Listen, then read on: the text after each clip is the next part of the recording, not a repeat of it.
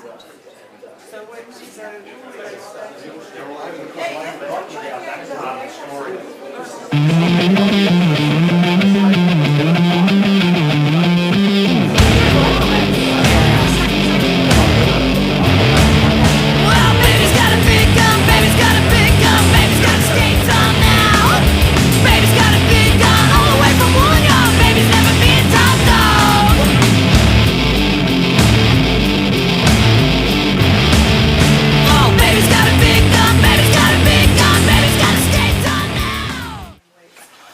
my name is Margie Jantti. I'm the Director of Library Services, and on behalf of the library we are absolutely thrilled to host this exhibition.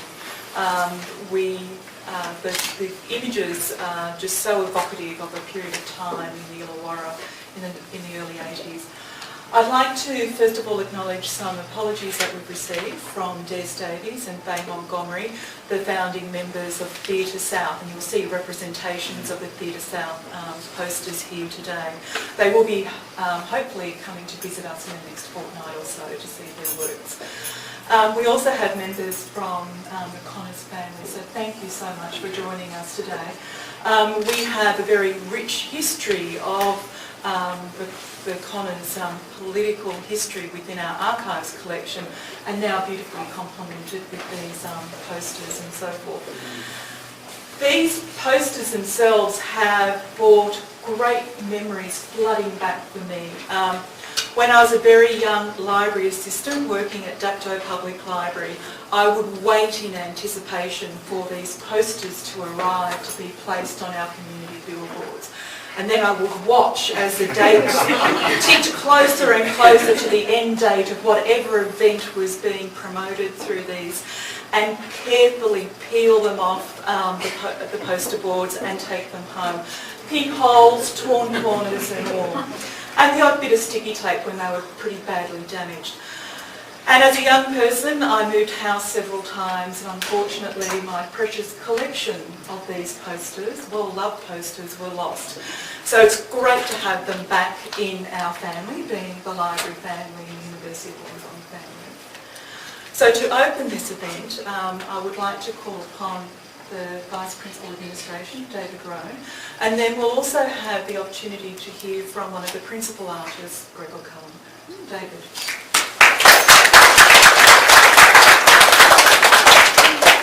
Thank you, Margie.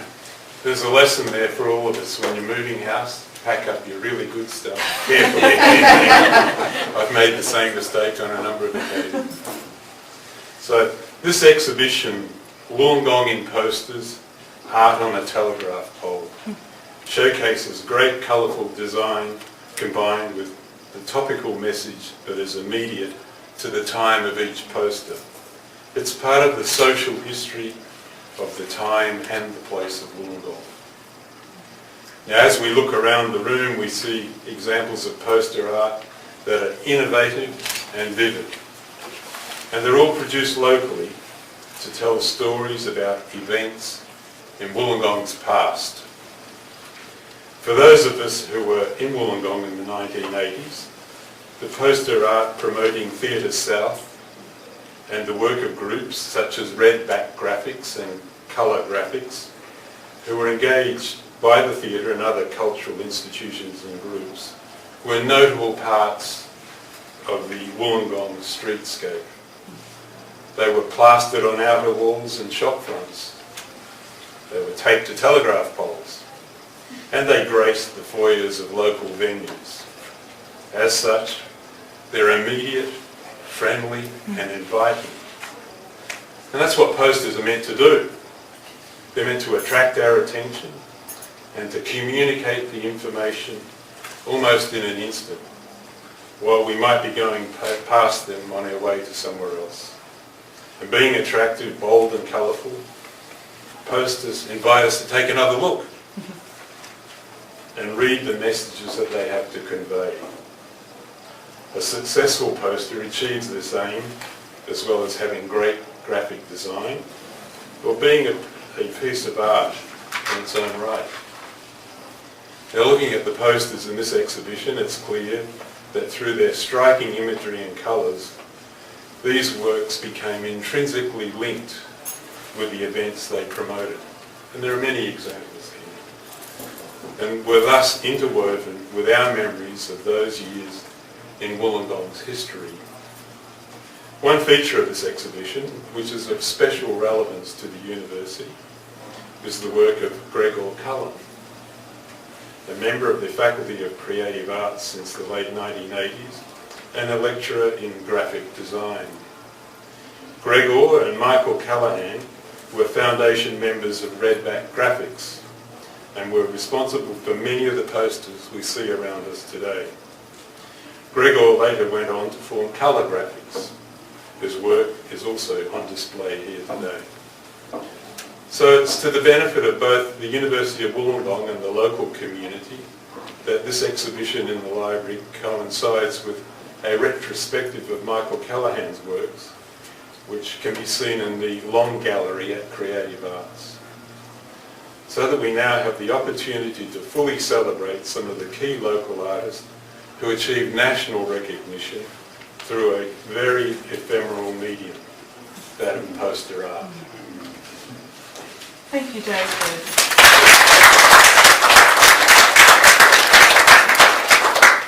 And it is an honour to have one of the principal artists here with us today. So Gregor, could you share with us your stories and your reminiscences of Redbacks and your artworks?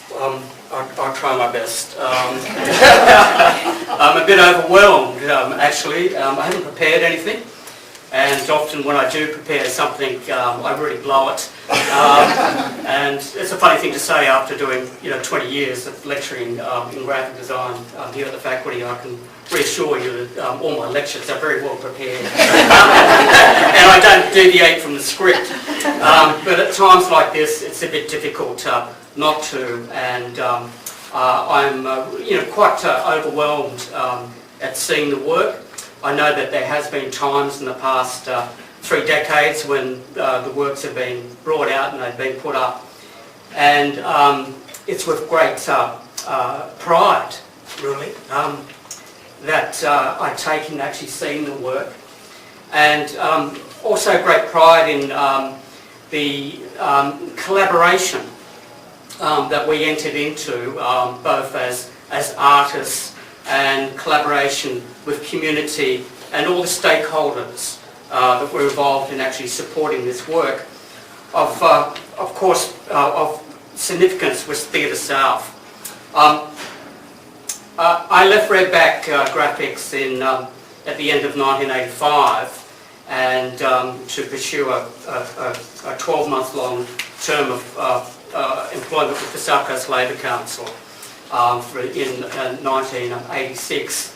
And during that period, I think after the Redback time and during that period with the Labour Council, what really kind of struck me was that how integral and how important the opportunity to be creative was. And indeed, that was a conversation that I was able to engage with a broad cross-section of the community, whether it be the organised labour movement or whether it be community organisations or whether it be other artists. And indeed, during that period, after Redback had left the region, there was some sort of a point of, well, isn't it a shame that an organisation that achieved so much and so much international acclaim, and in today that is actually studied by scholars worldwide about that movement, that time of Redback Graphix in Wollongong. Again, I say that as an academic who's involved in research and issues to do with the impact design has in terms of its social benefit, its economic benefit, and of course its cultural benefit.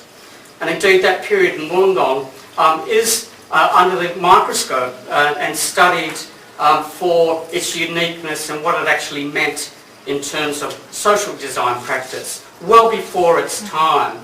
And then the other important point, I think, certainly is the role of the Faculty of Creative Arts and the university.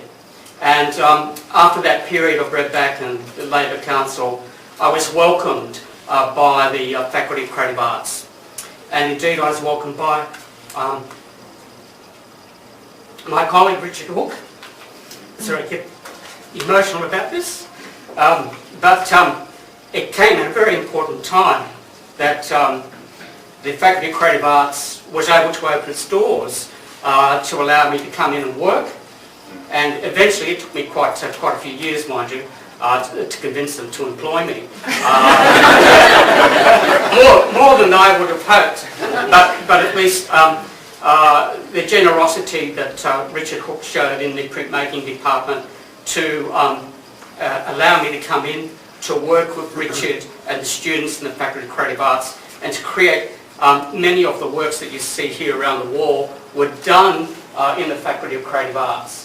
And without that support, and without that sort of nurturing aspect of what the faculty means for local artists, that's another point. I often say to to others over at the university, I haven't left home. I haven't got very far. In actual fact, I grew up across the road in the Housing Commission apartments, and that was pretty tough love over there, and went to school just down the road, and I used to come over to the university on the weekend along with my other mates, and we not break in, but, but we certainly have access to all sorts of great stuff. Over at the university. It was our first early entry program. So I knew that was it. That, there was going to be an opportunity for me over here. But having grown up, what I wanted to say is, having grown up in Wollongong, Wollongong still, for me, is a place that's rich in its story and the way that Wollongong goes about doing its business. And it's so important, and I want to thank the library at this point for doing this work and for telling this story and putting this story into a context that's rich, that's another narrative about the region and about Wollongong. And it's a narrative that explores not only the creativity and the work that I was doing, but others who are involved in filmmaking, and novelists and writers, and of course the performing arts.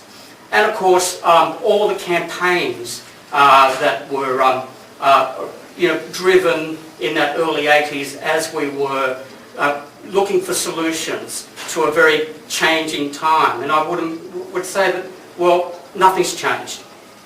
We still have the same battles, and we still have the same need for imagination and vision that's required to put up ideas, to put up solutions, to move Wollongong on in this sort of kind of transition period.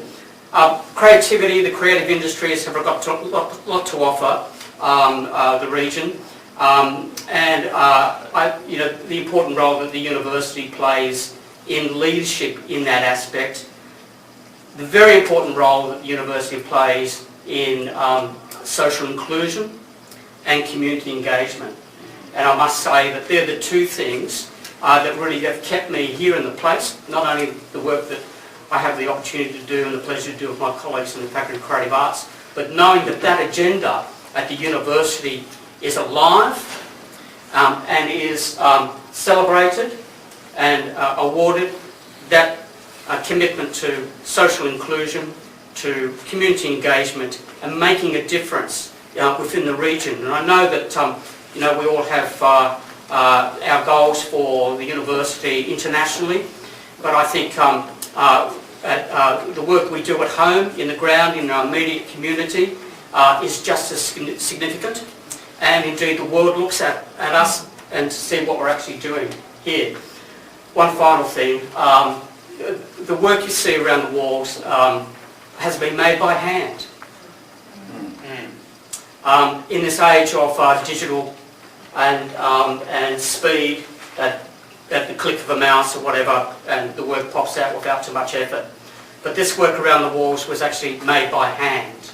and there were many days, many weeks that would go into producing these works. They were printed by hand and printed in editions of more than 100.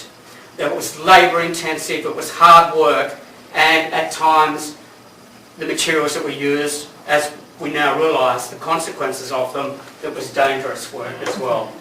But this work, the richness, the emotion that you see in the colour and the meaning of the work, I think has an authenticity to it, a genuineness. It's handmade, it's important, and I think there's some sadness that maybe both Richard and I share, that we don't do this anymore.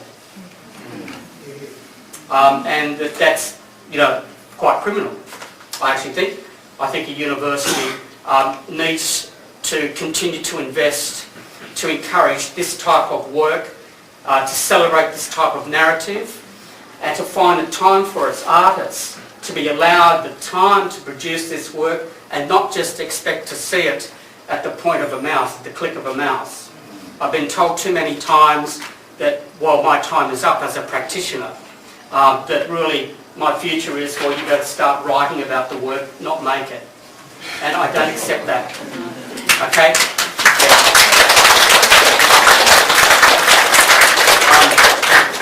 So in having said that, I'm on long service leave in a couple of weeks. They won't catch up with me, but you know, there is, I think one of the things that we enjoyed the most, and the experience that the personal, the friendships and the partnerships that I was fortunate enough to be part of within the labour movement, within the community politics, within activists, within academics. It's really rich, and it's alive, and it's invigorating, and it's Wollongong. You know, we don't need to look for it elsewhere. All right, it's right here. So I again thank Michael and the library staff. I'm overwhelmed. I think it's fitting that the exhibition is also timed to be part of the history conference. Yeah. I might say, well, you know, why have we ever seen it over in the Faculty of Creative Arts? But then that's another story.